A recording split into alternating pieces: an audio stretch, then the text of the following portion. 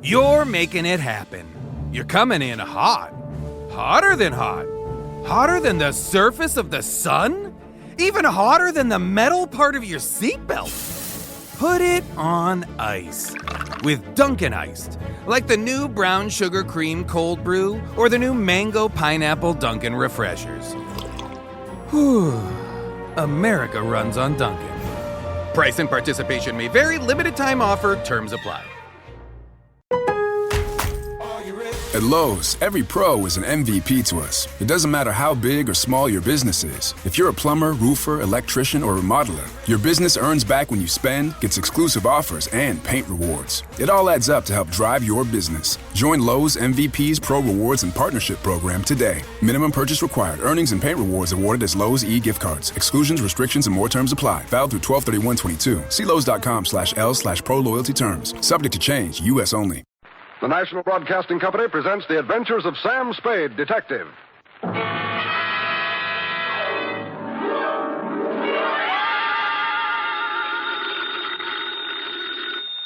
Sam Spade Detective Agency. Me, sweetheart. Oh, Sam. Now take it easy. The papers are on the street. I saw them. So did I. There'll be some red-faced editors ducking behind their green eye shades tomorrow. What do you mean, Sam? You don't print up the score until the returns are all in, F. This applies to presidential elections, boxing matches, and executions at San Quentin Prison. Sam, you mean Willie? I mean Willie. Batten down the hatches and turn over your foam rubber cushion, Wonder Girl, for even now I'm homeward bound with a stride-by-stride account of a 12-hour marathon, which I shall call, for obvious reasons, the Hail and Farewell Caper.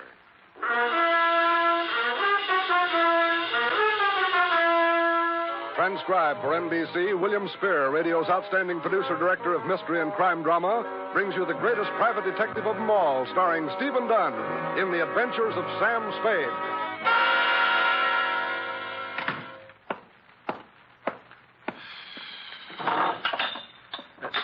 I've been robbed. Effie?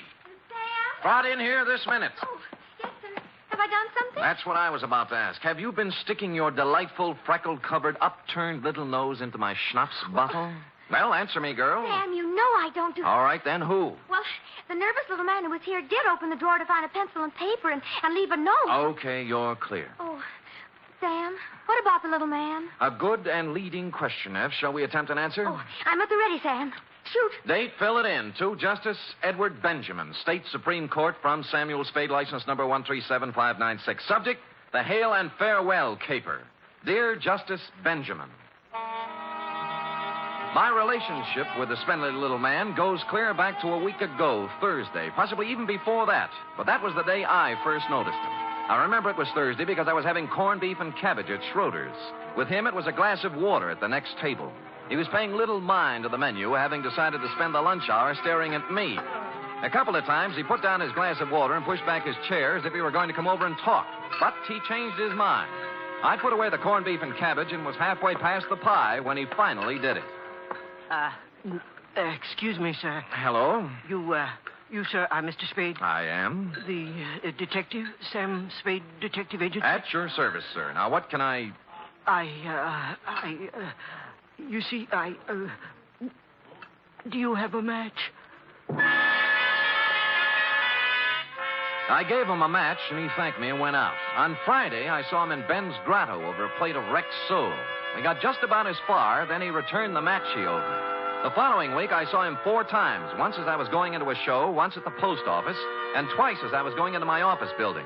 Each was the same. We'd get up to the point where he was about to tell me something, then he'd back down and ask me what time it was, or did I have a horse in the fifth at Golden Gate, or would I lend him a cigarette. Then he'd bustle off as fast as his spindly little legs could carry. And thus matters stood yesterday. Place, my office, time, 1:37 p.m. Sam Spade.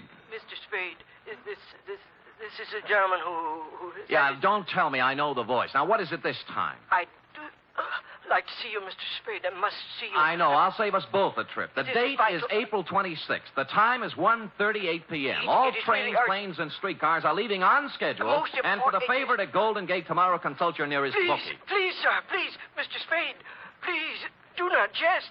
This is a matter of life and death. I see. Fine, then. I'll see you tomorrow for lunch, huh? I won't be here, Mr. Spade. Oh, where'll you be? Dead. dead. Look, I'm tired of this, I'm Mr. sorry. Spindley. Give it to me straight or sign off. Now, what is it? Gotta listen to me, Mr. Spade. It's most important. It's a life or death. It's a life... Hello? Mr. Spindley? Hello?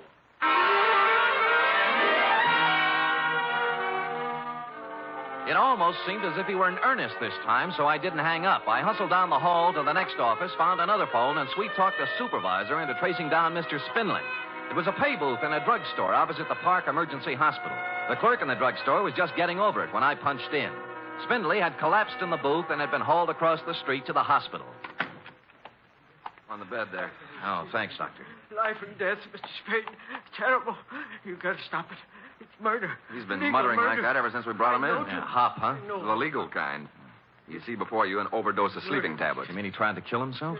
I can't think of an easy way anyone could feed him 2 full bottles, can you? Pull through? Probably. We gave him a good pumping. Don't let them do it. Don't. All right. It's all murder. right. Murder. Now, Mr. Doe, don't carry on so. But I know who did it, sir. You must stop him. All right. I know who Take it easy. Boy, he's got a lot of strength for a little guy. Mr. Doe, huh? No name. Yeah, nothing to identify him. Funny thing, that. What do you mean?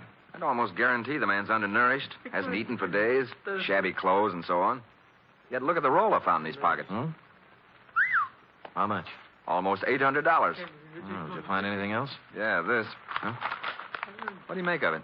Well, front page of the Star Times. It's a galley proof, isn't it? Kind they run off in the linotype room before they start the presses. Yeah. Killer dies tonight. Willie Johnson, hitchhiked murderer, to enter gas chamber at midnight. Innocent man. All It's murder. It's murder. Down you go, Mr. Doe. But I know who did it, sir. I know everything. Everything. I know. A frame. It's a skillful frame. You mean Willie Johnson? Yes, sir. Yes, sir. I know who it was. It was hail and farewell, sir.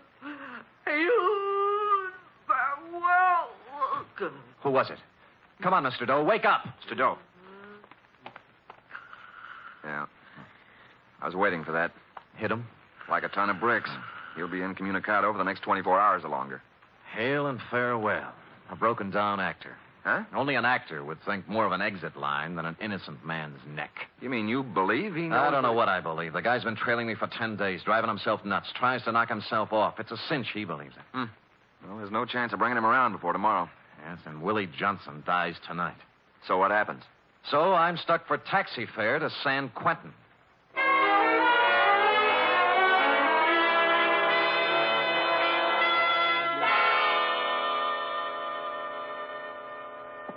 Believe in him? Believe in Willie Johnson? Yeah, I know you're his lawyer, Mr. Grayson. but I'm his lawyer because I volunteered to serve you, Mr. Spade. I've been in the law a long, long time. I've defended a lot of phonies. Sometimes you've got to if you want to eat. They all sing the same song. I was framed. Oh, I know all 89 verses. But Willie, Yeah? Willie's song is different. Because Willie Johnson's an innocent man. Willie was framed. 4 appeals. 4 appeals, 4 stays. And we've had our last one. It's folded up now, Spade. I'm going to take the walk with him at midnight. So do something for me, will you? Sure. When you walk into a cell, remember you're talking to a man who's going to die in less than 8 hours. We're trying to build his spirit up so he can go out with the colors flying, you know? Yeah. Don't give him a lot of false hope, Spade. Because there isn't any.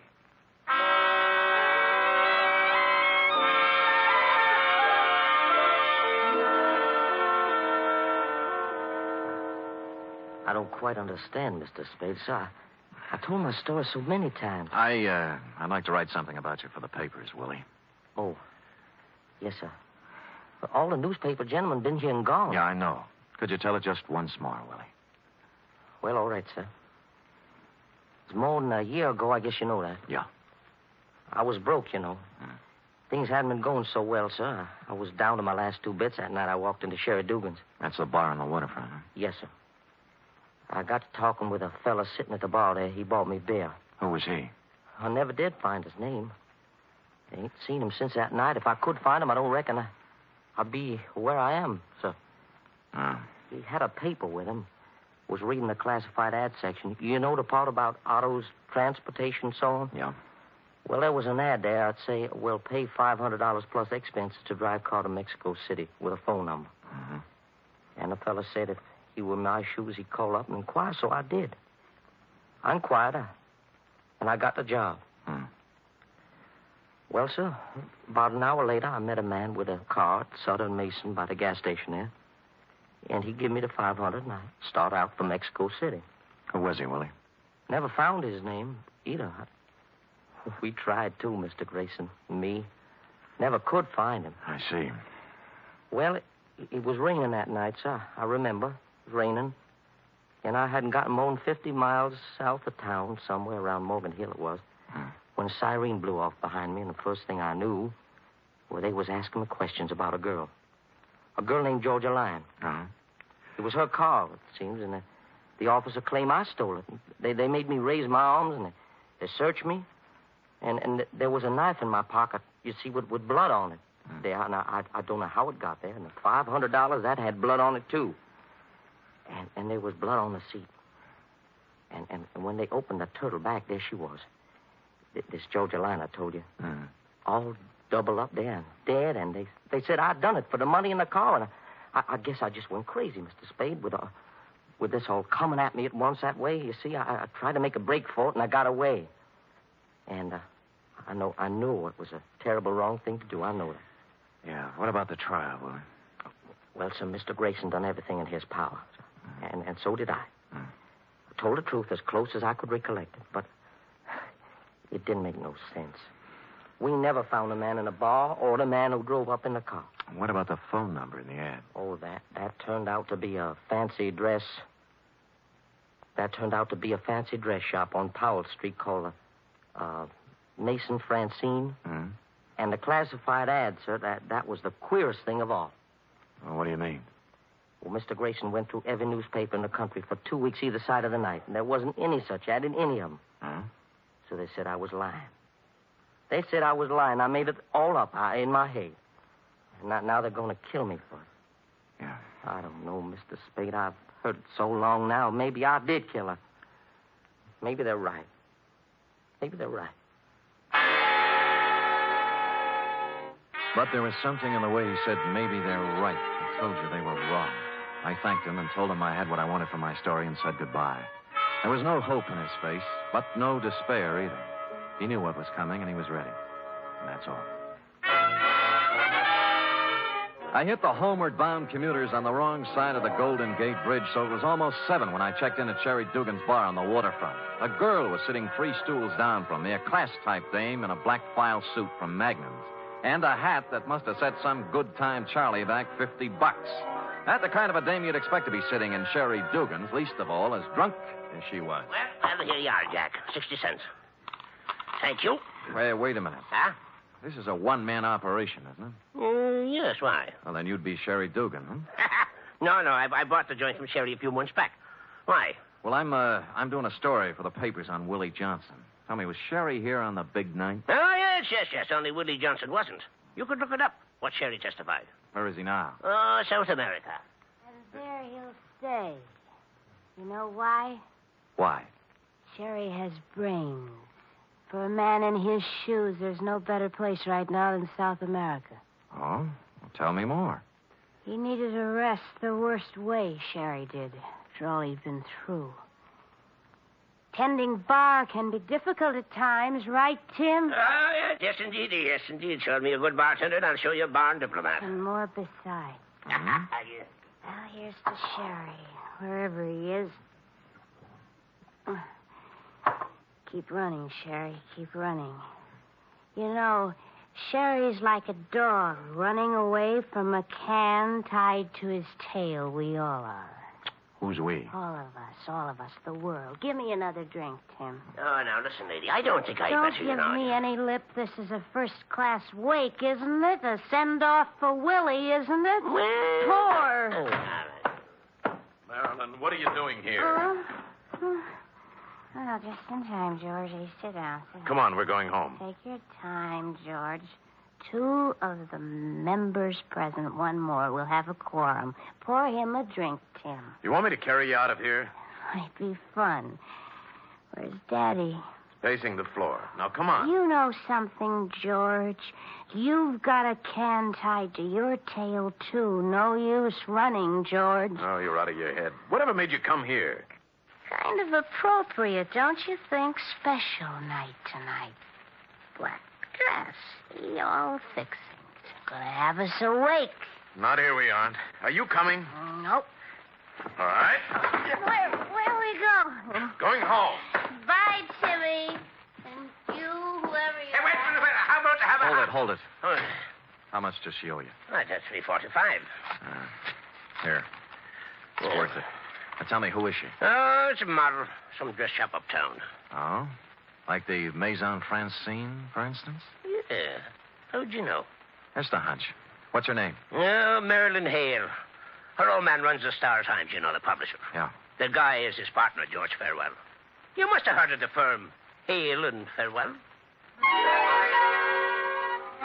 I had, but it was a slightly different reading from the one Mr. Spindley gave me at the hospital. I looked at my watch. Willie was 4.5 hours from the end of the line when I took off for the press room at the Star Times.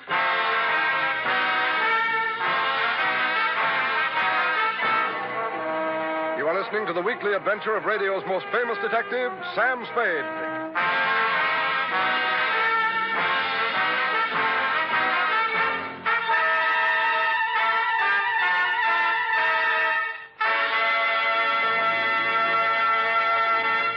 Three chimes mean good times on NBC. There's fun and music for you tomorrow evening with the Dennis Day Show. There'll be songs by Dennis and another typical tangled comedy situation, the kind of hilarious mix-up that could happen only to Dennis Day.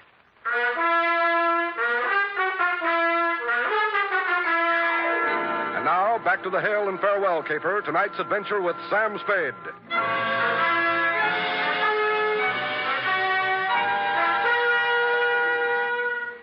Time 8:11. I got out of the elevator in the basement of the Star Times building on Mission Street and started looking for the press room foreman, somebody named Joe Fortescue. I finally found his feet sticking out from under a sick linotype, hauled him out, and tried to make him understand what I wanted. Yeah, I know who you mean. I know, a little bandy-legged guy. Can't hear you. I say, he's a little bandy-legged guy. Yeah, that's the guy. Hello, what about him? Come on. Go ahead, you first. Now, who is he?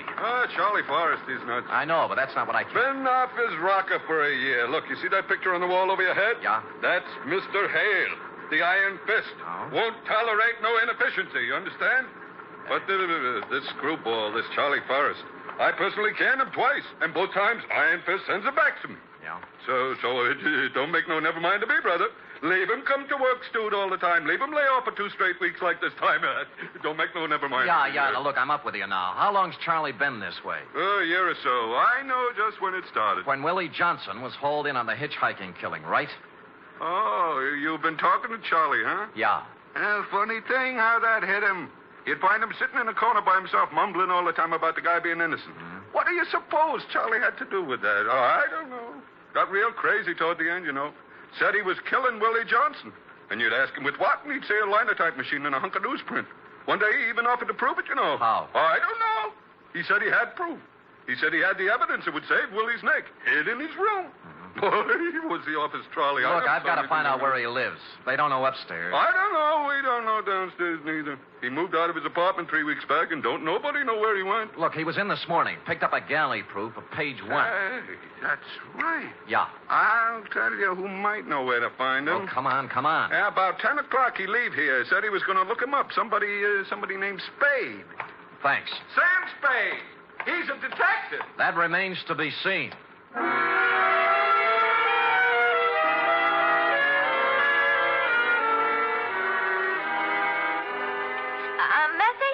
A bandy-legged little guy named Charlie Forrest, F. He must have been in around 10:30 this morning. Oh, dear, I didn't get here till 11. They're still clearing stuff off the tracks from the MacArthur reception. Yeah, never mind that now. Listen, write this down. Oh, where till I find a piece of paper? Hurry up. Here, under the ashtray. Yeah. Go ahead, Sam. Call Jeremy Grayson. He's a lawyer, and he's with Willie Johnson in the death row at Quentin. Tell him to get hold of a justice on the state Supreme Court and hold the line open till I get him. You got that? Yes, sir. Is there anything else? No, I'll get back to you in a little while. Sam, we minute, don't hang up. What's the matter? This paper I'm writing on under the ashtray. It's a note. Well, go ahead. Mr. Spade, please contact me at once. Charles W. Forrest, Bellflower Hotel, 338 Stockton Street. It took 20 more minutes to cross town and 10 on top of that to convince the clerk at the Bellflower I had a right to the key to Charlie's room, which I had not. I tossed the room from the light fixture to the floorboards, covered everything from the window shades to the bathroom plumbing. Result, 1 batch of dirty laundry, 6 soggy cigarettes, and 2 empty bottles of sleeping pills.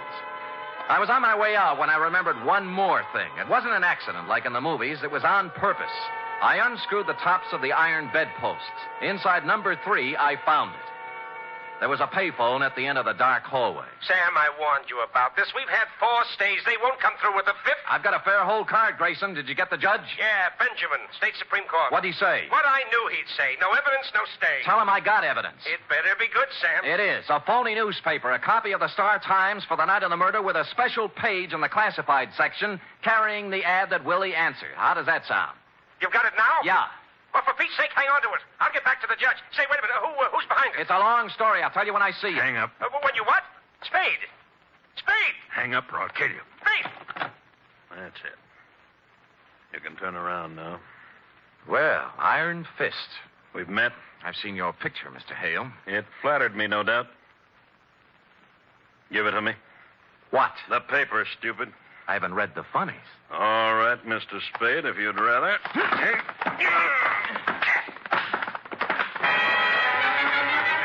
Iron Fist knew other games besides publishing. He moved up, I went for the gun, which suddenly wasn't there, and he was giving me a fast demonstration of judo for beginners. First thing you know, I was sprawled on the floor, and he was looking down at me along the barrel of his .38. I could kill you, I suppose, but why? Why? He backed off toward the window, spread out the paper, and crumbled it up. No. You know what you're doing with that match, Hale. Shut up. You're burning Willie Johnson at the stake. I said shut up.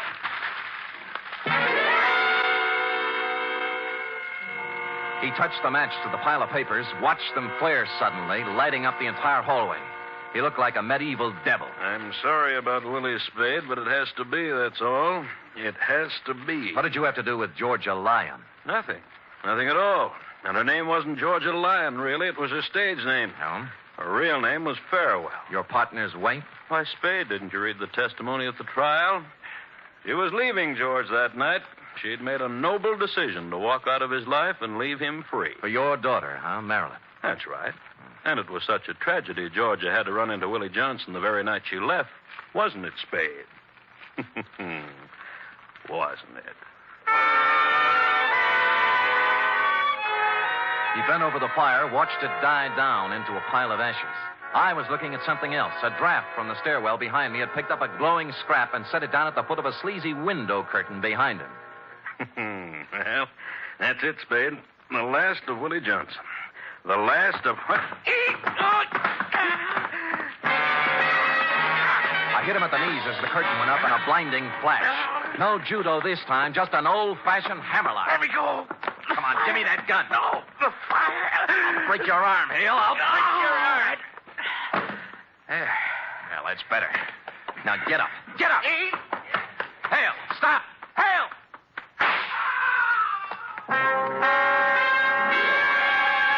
I caught him in the leg as he hit the top of the stairway. He took off like an eagle, lit on his neck halfway down, and toppled the rest of the way like a loose-packed sack of laundry.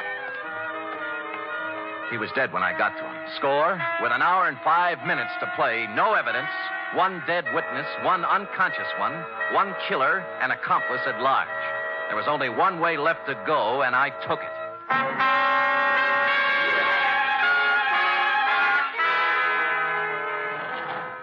Floor, please. George Farewell's apartment. That's the penthouse. Yeah, is he home?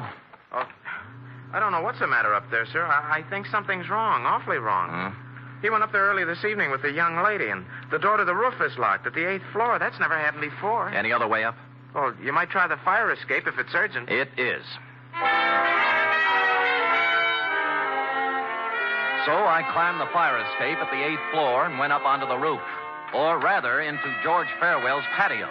I worked my way through a maze of potted shrubbery around a fish pond with a fountain in the middle.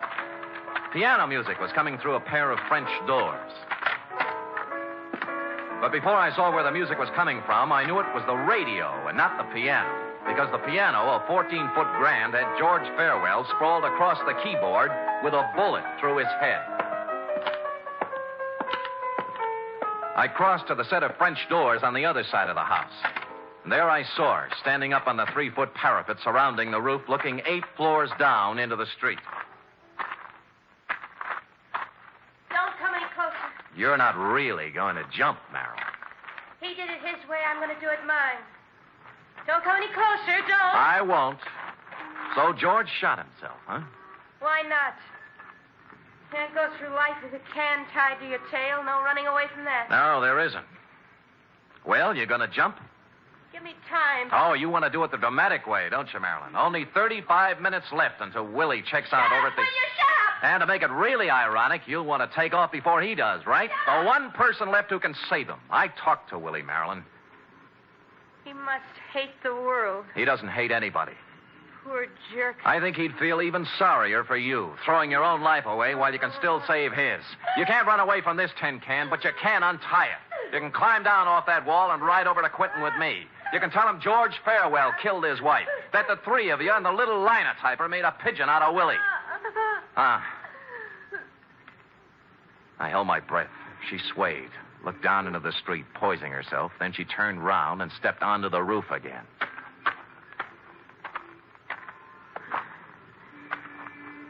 Let's go. Congratulations. Yeah. Only George Farewell didn't stab his wife that night. I did.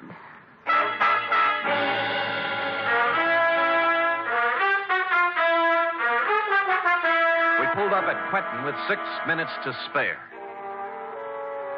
The foregoing Justice Benjamin is submitted in support of the stay of execution granted Willie Johnson and will be set forth in detail in Mr. Grayson's petition for a new trial. Period. End of report. Gee, Willie can say. What can I say? Well, I have one constructive suggestion. I could say you're the greatest, finest, most wonderful... Yes, but you'd only be repeating yourself, Tara. The proper line at this moment is, I shall have the report ready for you immediately following the next announcement. Right? Scoot.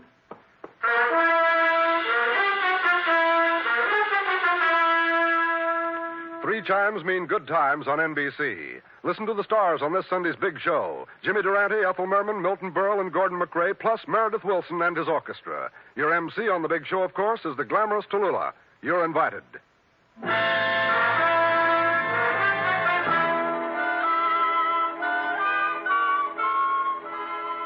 it is, Sam. Sam? Here's the report. Oh, yeah. What are you writing, Sam? Look, how's this? Man of the world, dashing, debonair, cosmopolitan, temporarily at liberty, desires employment. Sounds wonderful. Thank you. What does it mean? All right, we'll drop it down a few notches. Private investigator, accomplished raconteur, will tell troubles to listening public. Nice telephone voice. Contact Sam Spade, 1 East 48th Street, New York. 1 East 48th Street? Yeah, my address during the summer months, Cherub. You got it? 1 East 48th Street, Mm-hmm. New York City. Mm-hmm. Oh, maybe a lot of people will write, Sam. I'm sure they will. Think so? There'll always be a Samuel Spade Incorporated. Will there? Look ahead. Smile through the tears, Sam. I am. The day will come soon again when the phone will ring and you will say... Sam Spade Detective Agency. Yes, and I will say... Me, sweetheart. Buck up, old girl. Stout fella, stiff upper lip. Good show. Not goodbye, but au revoir, Sam. Hail and farewell. Good night, sweetheart.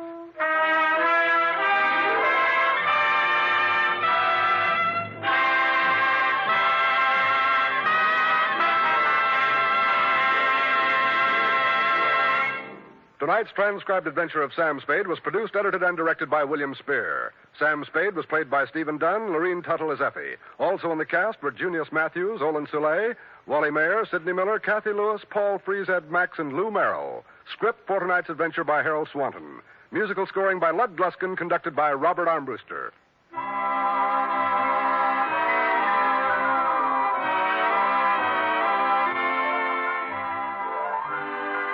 This is NBC, the national broadcasting company. At Lowe's, every pro is an MVP to us. It doesn't matter how big or small your business is. If you're a plumber, roofer, electrician, or remodeler, your business earns back when you spend, gets exclusive offers, and paint rewards. It all adds up to help drive your business. Join Lowe's MVP's Pro Rewards and Partnership Program today. Minimum purchase required. Earnings and paint rewards awarded as Lowe's e-gift cards. Exclusions, restrictions, and more terms apply. Valid through 12/31/22. See Lowe's.com/L/Pro Loyalty Terms. Subject to change. U.S. only.